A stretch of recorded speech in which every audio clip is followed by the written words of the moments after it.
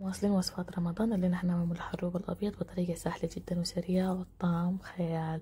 طبعا يا اخوان انا بحب الملح ده شديد حقيقه، اقرب الى قلبي.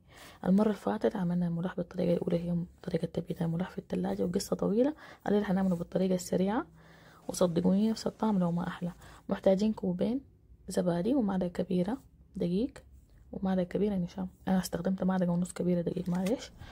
هخلطهم مع بعض مع الزبادي لحد ما الخليط يتجانس كله والدقيق يختفي تماما من الزبادي.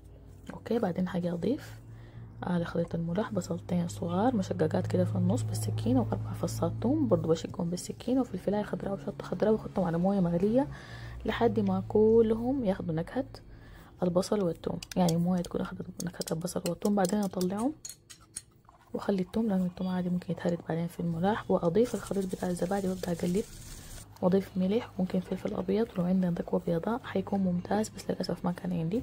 وابدا اقلبهم مع بعض في النار، اقلب اقلب اقلب لحد ما انا احس ان انا فشلت وانه الخليط ده سائل شديد. لكن صدقوني حيمسك معاكم، بس انتوا واصلوا التقليب. دي الفكره كلها، انكم تواصلوا التقليب في النار. بعد ذاك هرجع البصل وارجع الفلفل، كنت خطيت شطه خضراء في النار برضو مع الخليط. وبعدين يبقى جاهز للتقديم. خديت كمون اسود في الحله وخليتهم شويه كده زي دقيقه يغلوا مع بعض، وبعدين اجي اخد حبة شطة في الوش وسمنة بلدية. اهم شيء السمنة البلدية يا جماعة، لازم تجربوا الطريقة دي. بالعافية عليكم، انا متأكدة انه هيعجبكم.